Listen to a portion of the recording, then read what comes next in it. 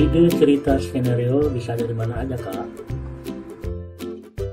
Ini satu pertanyaan yang sangat bagus, dan video kali ini kita akan bahas lebih detail lagi ya.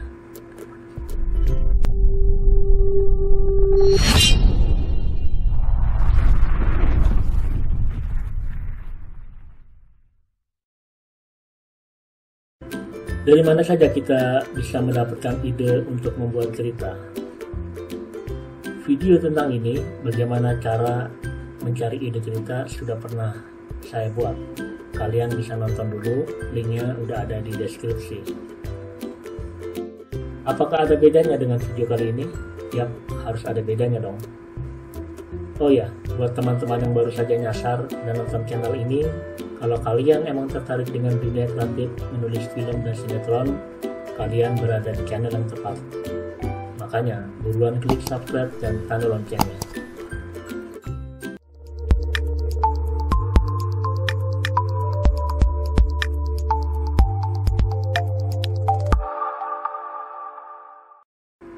Di sini kita akan membahas satu kasus tentang dari mana ide cerita skenario yang bisa kita tuangkan ke dalam naskah. Kebetulan setelah lebaran, satu judul skenario web series yang saya tulis akan segera dieksekusi dan mudah-mudahan bakal tayang di akhir bulan Mei di salah satu OTT, yaitu OTT Genflix. Ide cerita ini datang dari sutradara yang mendengarkan curhatan dari temannya yang sudah bertahun-tahun menikah tapi nggak kunjung dapetin keturunan. Kemudian sutradara membutuhkan cerita itu kepada saya. Saya coba bikin sinopsisnya. Setelah kita anggap sinopsisnya bagus dan selesai, kita tawarkan ke Genflix dan responnya sangat luar biasa. Di luar perkiraan kita, karena pada saat itu sedang booming cerita Layangan Putus.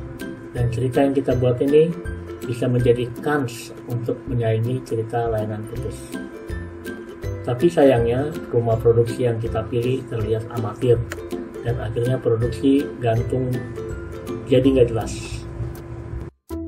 Dan alhamdulillah, sekarang cerita ini akan diproduksi dengan rumah produksi yang lain. Semoga saja kali ini prosesnya lancar dan akan segera tayang di OTT Genflix di akhir Mei nanti. Terlepas dari kontroversi yang gue ceritain tadi, video ini gue sampaikan sebagai gambaran dari proses pencarian idenya. Karena kebetulan skenario cerita ini mendapatkan ide dari seseorang yang kebetulan sutradaranya sendiri. Saya girang banget hari ini kita ketemu dengan all pemain. Pada saat kita diberi ide dari seseorang untuk cerita skenario, maka ini adalah tantangan yang berat.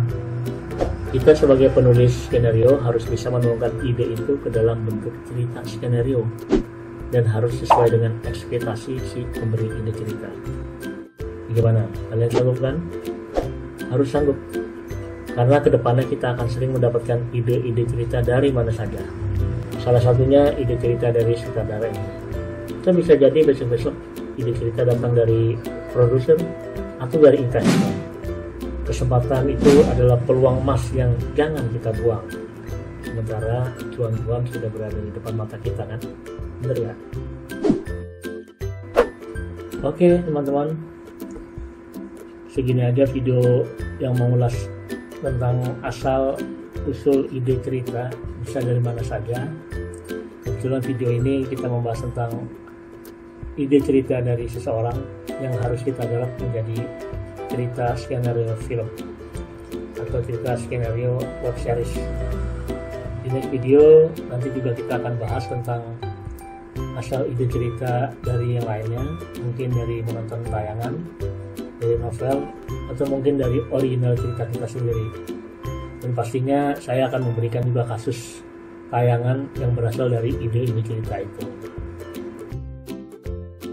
Jika video ini menurut kalian bermanfaat dan berguna untuk diberikan kepada teman-teman kalian, silahkan share di media sosial kalian dan jangan lupa komen dan like video ini ya. Terima kasih sudah menonton video ini. Sampai jumpa lagi di video-video lain yang gak kalah menariknya. Assalamualaikum warahmatullahi wabarakatuh.